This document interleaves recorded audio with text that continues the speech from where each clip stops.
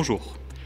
Nous allons nous intéresser à l'une des propriétés thermiques des matériaux, l'inertie thermique, et en expliquer les conséquences sur l'ambiance intérieure des bâtiments.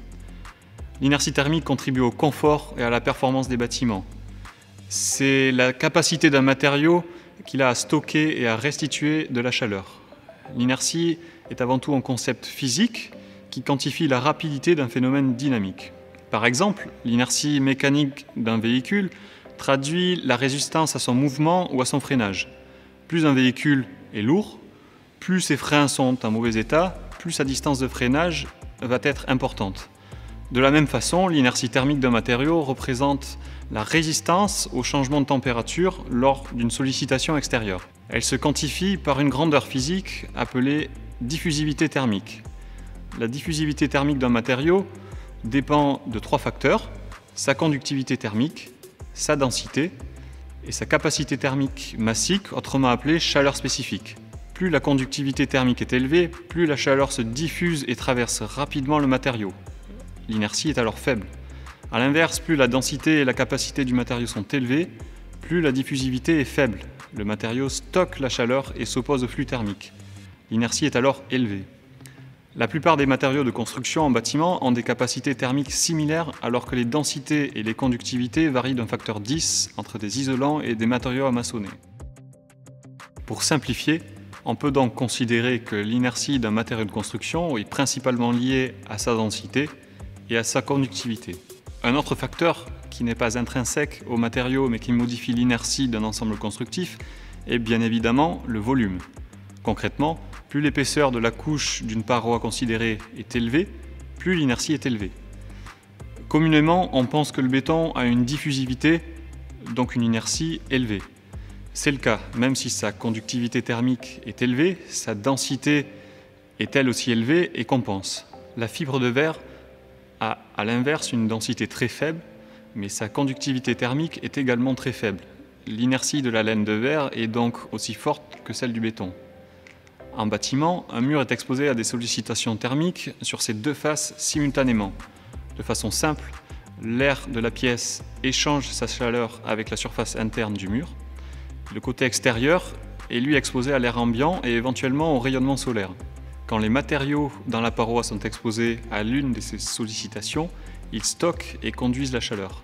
La proportion dans laquelle ils stockent et conduisent dépend donc de leur inertie. Ces effets se traduisent concrètement par deux phénomènes: l'amortissement, appelé aussi atténuation, et le déphasage thermique. Pour expliquer ces deux grandeurs, prenons l'exemple d'un bâtiment sans climatisation en été. La température de l'air extérieur oscille alors entre 20 degrés et 30 degrés. Au moment de la journée où il fait le plus chaud, l'air extérieur et le rayonnement solaire chauffent la paroi qui restitue cette chaleur à l'intérieur. L'élévation de température de l'air intérieur qui en résulte a lieu plusieurs minutes, voire plusieurs heures plus tard. Le délai entre le pic de la sollicitation extérieure et celui de la température intérieure s'appelle déphasage. Plus l'inertie thermique de la paroi est forte, plus ce déphasage est important. La chaleur captée par la paroi n'est pas entièrement restituée à l'intérieur. Une partie est stockée dans la paroi. Ainsi, le pic de température extérieure sera amorti à l'intérieur. Prenons un autre exemple, celui des bâtiments anciens aux murs en pierre épais. L'inertie est souvent très élevée. L'amortissement est alors si important que la variation de température de l'air intérieur est presque imperceptible, de l'ordre de plus ou moins 2 degrés autour de la température moyenne. Le déphasage est également très fort. Le pic de chaleur est atteint 10 heures plus tard. A l'inverse, pour un bâtiment à faible inertie, avec une structure bois par exemple, le déphasage n'est que de 2 heures environ. L'amortissement est de quelques degrés. La courbe de température de l'air intérieur est alors quasi similaire à celle de l'air extérieur. L'inertie totale d'une paroi dépend rigoureusement de l'inertie de chacune des couches qui la constituent. L'inertie d'une paroi dépend également de leur agencement. Ainsi, un mur en parpaing isolé par l'extérieur a une inertie plus importante que le même mur isolé par l'intérieur. Prenons trois procédés constructifs et observons leur effet sur la température de l'air intérieur dans un bâtiment non chauffé. Premièrement, un mur ossature bois, isolé. Deuxièmement, un mur en parpaing, isolé également. Et enfin, un mur de 50 cm en pierre non isolé. Concernant le mur ossature bois, la sollicitation thermique extérieure est assez bien amortie. Il y a en revanche pas de déphasage observable. Les maxima de température intérieure et extérieure correspondent. Concernant le mur en parpaing, l'amortissement et le déphasage sont très forts. La température intérieure est presque constante. L'occupant n'est alors pas soumis aux conditions météorologiques extérieures.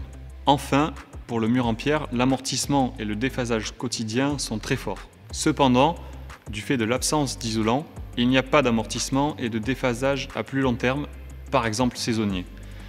La température intérieure diminue en moyenne sur plusieurs jours, tout comme la température extérieure. Nous venons d'observer que les effets de l'inertie peuvent être regardés sur une journée, mais également sur une semaine ou même une année complète.